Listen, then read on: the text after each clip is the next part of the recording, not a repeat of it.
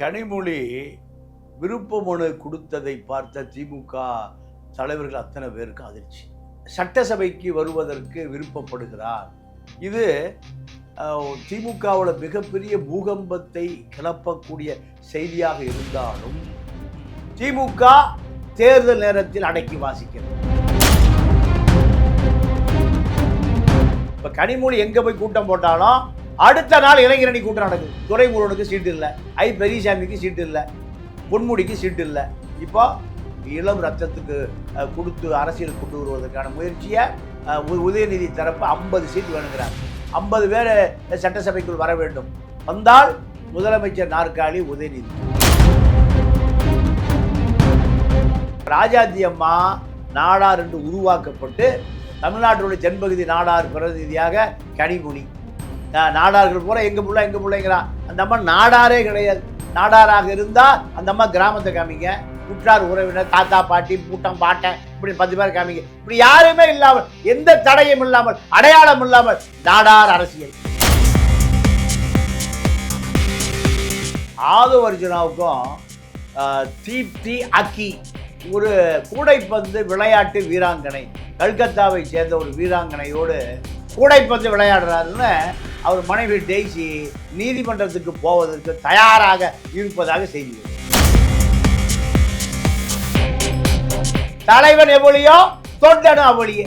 தலைவர் சங்கீதா திரிஷா, இங்க டெய்ஸி தீப்தி அக்கி, இப்படி ஒரு பரபரப்பு ஓடிட்டு இருக்கு.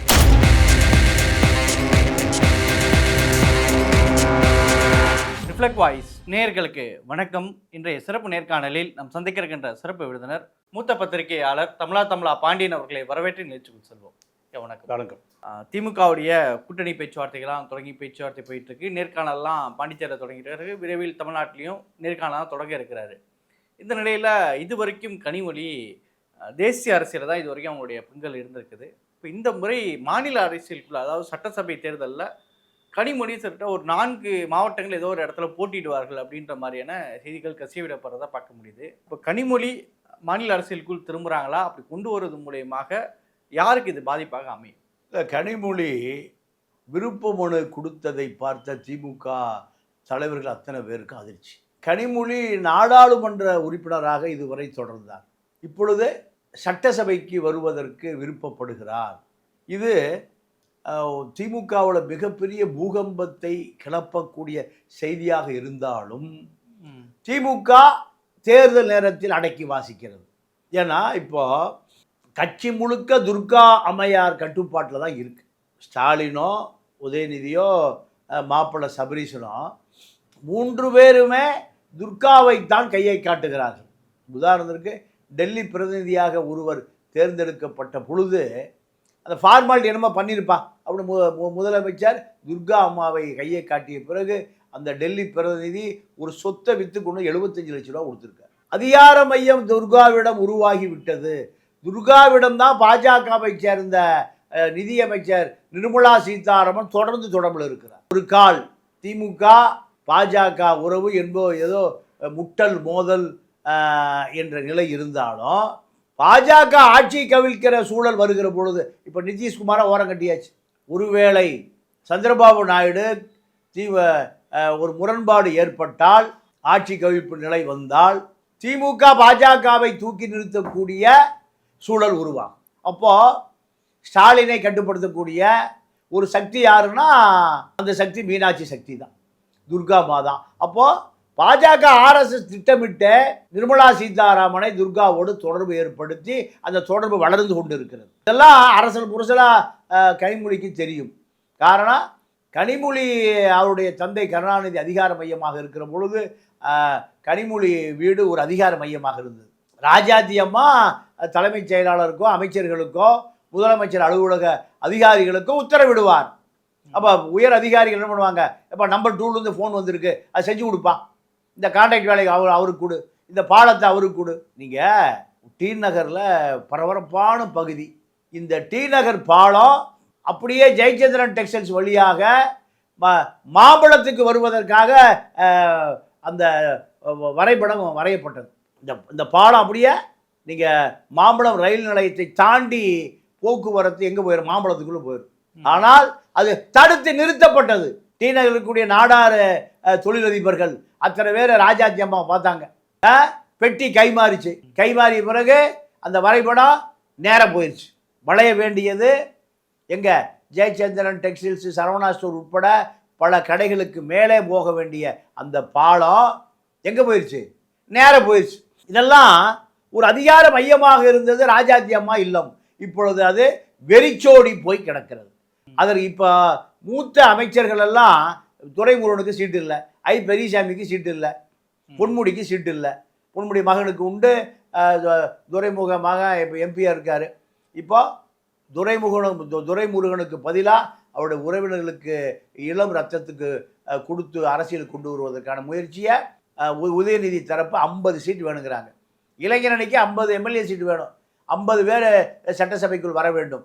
வந்தால் முதலமைச்சர் நாற்காலி உதயநிதிக்கு. இப்போ இதெல்லாம் கனிமொழி என்ன நினச்சிட்டு இருக்காங்க? அண்ணனுக்கு பிறகு நாற்காலி நமக்கு, அண்ணனுக்கு பிறகு அதிகாரம் தங்கைக்கு. ஆனால் இது அப்படியே மடைமாற்றப்படுகிறது. யாருக்கு போகுது? உதயநிதிக்கு போகுது. டெல்லியில் அத்தனை அதிகார மையங்களும் டிஆர் பாலு அப்படியே மாப்பிள்ளை கட்டுப்பாட்டில் இருக்கார். நாடாளுமன்ற உறுப்பினர் யார் யார் வர வேண்டும் என்பதை சபரீசன் தான் முடிவு பண்ணுறார். அப்போ கனிமொழியினுடைய அதிகார மையம் கருணாநிதியினுடைய மகள், கருணாநிதியுடைய சின்ன வீட்டு மகள் என்கின்ற அதிகாரம் எங்கேயுமே இல்லை. அப்போ அந்த அம்மா பொறுத்து பார்த்து பொங்கி எழுந்து தான் இப்போ கனிமொழி எங்கே போய் கூட்டம் போட்டாலும் அடுத்த நாள் இளைஞரணி கூட்டம் நடக்குது. மாவட்ட செயலாளர்களுக்கு உத்தரவு. கனிமொழி தமிழ்நாட்டினுடைய வடபகுதியில் நாடார் பகுதிகளில் நீங்கள் உங்கள் கூட்டம் நடத்தினால், நாடார் சமூகத்தை தன்னுடைய கட்டுப்பாட்டுகள் கொண்டு வருவதற்கு முயற்சி செய்தால் இது திமுகவுக்கு பெரிய இடையூறாக இருக்குது. ராஜாத்தி அம்மா நாடார் என்பது உருவாக்கப்பட்டது. ராஜாத்தி அம்மாவை கருணாநிதி காலத்தில் தங்கப்பட நாடார்னு ஒரு பெரிய திமுக ஒரு தலைவர் இருந்தார். அவருடைய வாரிசாக அறிவிக்க சொன்னார்கள். அந்த அம்மா நான் சாதிக்குள்ளே போக விரும்பல. அந்த அம்மா நாடாரே அல்ல. ராஜாத்தி அம்மாவுடைய உறவினர்கள் ஒரு 50 பேரை காமிச்சிருக்கேன் நாடார. அப்படி யாருமே இல்லை. இருந்தால் தானே வர முடியும். இல்லை கரிக்கோள் நாடார் காமிப்பாரா? கரிக்கோள் நாடார் மகாஜன சங்க தலைவர் கரிக்கோள் ராஜ் நாடார் காமிப்பாரா? இல்லை. அப்போ எங்கே இந்த அம்மா நாடார்னா உற்றார் உறவினர் ஒரு 500 பேர் 1000 பேர் 50 பேர் இருப்பான். எந்த பகுதியில் இந்த அம்மா நாடார் காமிங்க? மக்களை ஏமாற்றுகிற அரசியல் தான் இந்த திராவிட அரசியல். அப்போது இப்போ ராஜாத்தி அம்மா நாடார் என்று உருவாக்கப்பட்டு தமிழ்நாட்டினுடைய தென்பகுதி நாடார் பிரதிநிதியாக கனிமொழி, நாடார்கள் பூரா எங்கள் பிள்ளைங்கிறான். அந்த அம்மா நாடாரே கிடையாது. நாடாராக இருந்தால் அந்த அம்மா கிராமத்தை காமிங்க, உற்றார் உறவினர் தாத்தா பாட்டி பூட்டம் பாட்டன் இப்படி 10 பேர் காமிங்க. இப்படி யாருமே இல்லாமல், எந்த தடையும் இல்லாமல், அடையாளம் இல்லாமல் நாடார் அரசியல். அப்போ இதெல்லாம் தமிழ்நாட்டினுடைய சாபக்கேடு. இப்போ கனிமொழி பொறுத்து பார்த்து தேர்தல் நேரத்தில் விருப்ப மனு கொடுக்குறாங்க. நான் தூத்துக்குடி எம்எல்ஏ எலெக்ஷன் நிற்கிறேன், மந்திரியாக கட்சிக்குள்ளே வரணும். தேர்தல் வேளையில் பரபரப்பாக இருக்கிற பொழுது இந்த புகைச்சல் பெரிதாக்க வேண்டாம் என்பதனால் ஊடகம் பூரா அவன் கட்டுப்பாட்டில் இருக்குது, பெண் நிறுவனத்தினுடைய கட்டுப்பாட்டில் இருக்குது. அதனால் இதை சன் டிவி, கலைஞர் டிவி உட்பட அத்தனை பேரும் இதை அடக்கி வாசிக்கிறார்கள். ஊடக தரகர்கள் பூரா விட போயிட்டான். எவனை எந்த கருத்தையும் பதிவு செய்வதே இல்லை. அப்போ இந்த இது பெரிய பூகம்பம், பெரிய புகைச்சல். இந்த புகைச்சல் தேர்தல் முடிந்த பிறகு வெடிக்கும். சரிங்க. இன்னொரு பக்கம் நேற்று சட்ட ஒழுங்கு தொடர்பான ஒரு ஆர்ப்பாட்டம் அதிமுக சார்பாக நடக்குது. தமிழ்நாடு முழுக்க பண்ணியிருக்கிறாங்க. அதில் சிவி சண்முகம் சொல்கிறாரு, கனவுகள்லாம் முதலமைச்சர் பார்க்க சொல்ற, எங்கள் கனவு நயன்தாரா வேணும் அப்படின்னு சொல்றாரு. முதலமைச்சர் செய்து தருவாரா அப்படின்னு கேட்டதெல்லாம் கிடைக்குமா? நயன்தாரா வேணியா கிடைக்குமா அப்படிங்கிறாரு. அப்போ இது எதை காமிக்குதுன்னா, சாதாரண நபராக இருந்த சிவி சண்முகம் இன்னைக்கு பல 1000 கோடிகளுக்கு அதிபதி. அவங்க அண்ணன் ராதாகிருஷ்ணன் 2 பேரும், அவர் ஒரு அரசு ஊழியர் ராதாகிருஷ்ணன். சிவி சண்முகம் பன்னீர்செல்வன் ஒரு மாவட்ட செயலாளருக்கு பெட்டி தூக்குகிறவர். அதிமுக அரசியலே பொட்டி தூக்குற அரசியல் தான். இன்னைக்கு அவருக்கு பல 1000 கோடி. ராமதாஸுக்கு இணையாக வன்னியர் சமூகத்தில் நான் தாயா தலைவன் எடப்பாடியே மிரட்டுறாரு. எப்பவுமே ஃபுல்லாக இருப்பார். இதுதான் சிவி சண்முகம். முதலமைச்சர் எதை கேட்டாலும் கொடுப்பாருங்கிறாரு. எனக்கு நயன்தாரா வேணுமியா கிடைக்குமா? அப்போ இவருக்கு நயன்தாரா மீது தீராத பற்று. இந்த மலிவான நபர்கள் எல்லாம் எப்படி அமைச்சரானார்கள்? இப்போ நாடாளுமன்ற உறுப்பினராக இருக்கார். நாடாளுமன்ற உறுப்பினர் இப்போ மயிலம் தொகுதி, சின்ன தொகுதியில் சட்டமன்ற உறுப்பினராகி சட்ட அமைச்சர் கனவுல இருக்கார். இந்த சட்ட அமைச்சர் நயன்தாரா வேணுமா அவருக்கு? அப்போது இது போன்ற மலிவான மனிதர்கள் தான் இப்போ அதிகாரத்துக்கு வர்றான். அப்போ என்ன பண்ணணும், பெண்கள் மயிலம் தொகுதியில் திரண்டு நின்ன பெண்கள் வாக்கே அளிக்கக்கூடாது.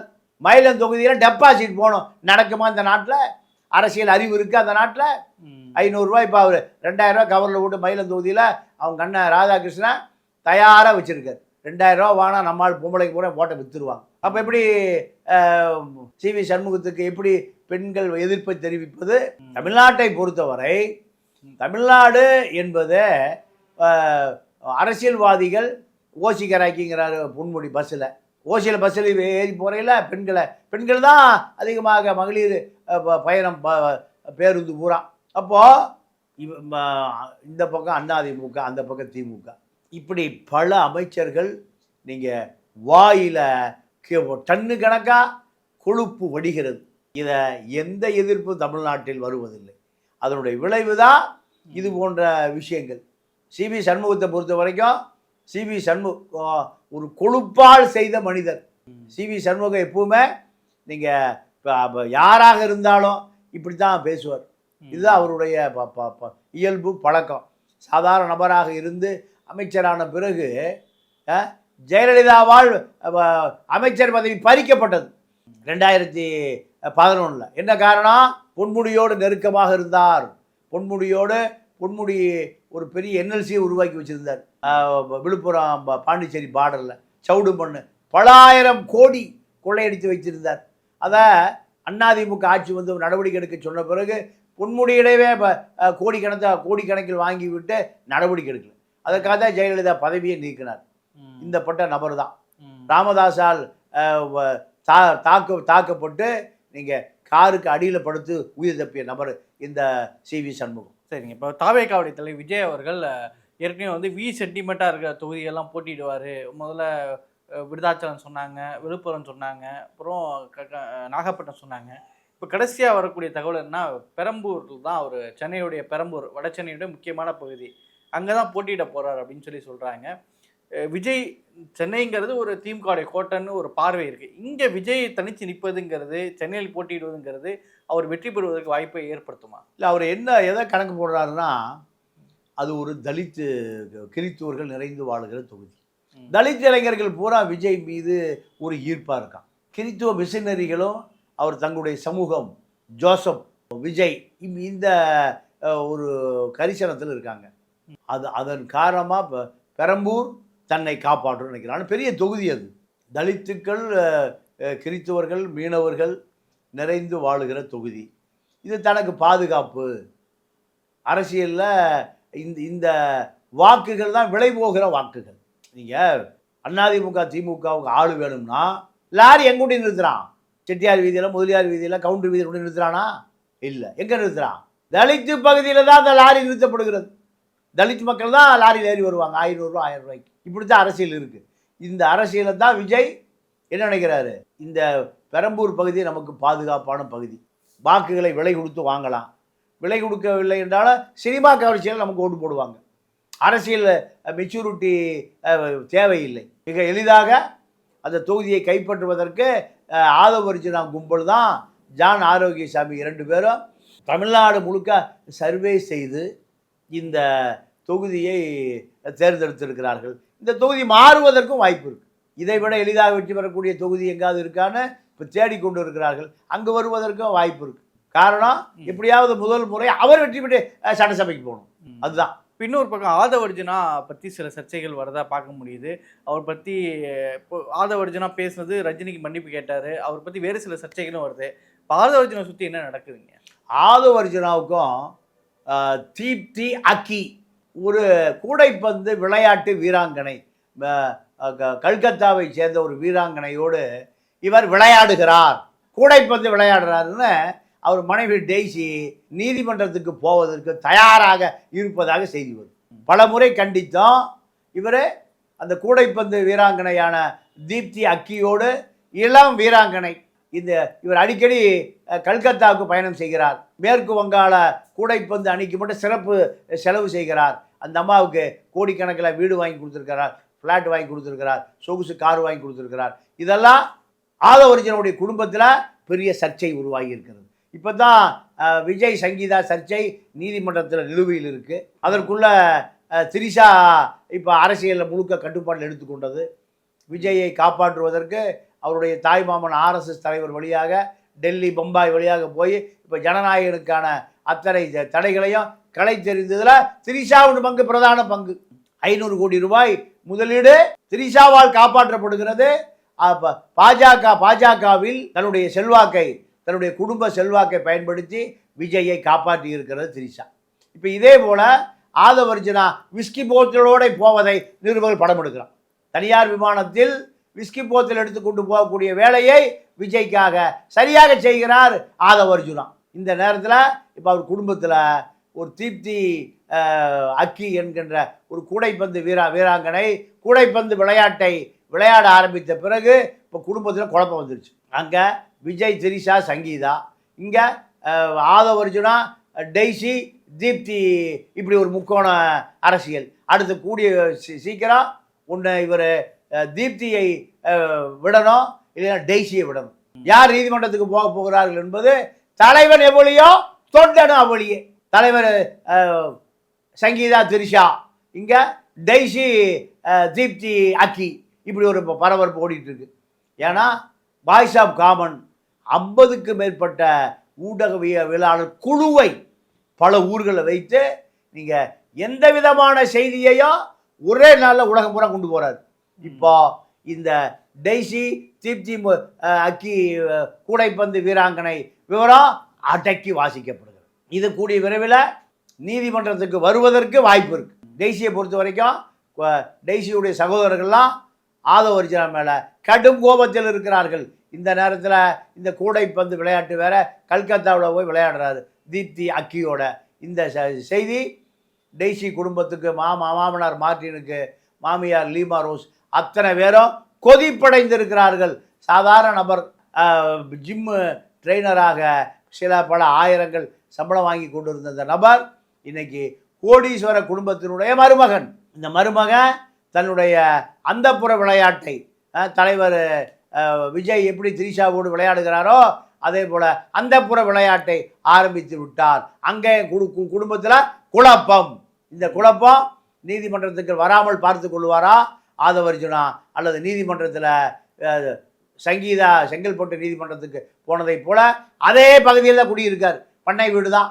செங்கல்பட்டு நீதிமன்றம் விரைவில் சிறப்பில் ஒரு விவாகரத்து வழக்கு டெய்ஸியை பார்க்கலாம் என்கின்ற ஒரு செய்தி ஆதவர்ஜுனா அப்போ உன்னிப்பாக பார்க்கிற தரப்பிலிருந்து பரவி கொண்டிருக்கிறது. சரிங்க, பல விஷயங்களை பேசியிருக்கோம். நிகழ்ச்சியில் பங்கேற்று கருத்துக்கள் எடுத்து மிக்க நன்றி. நன்றி, வணக்கம்.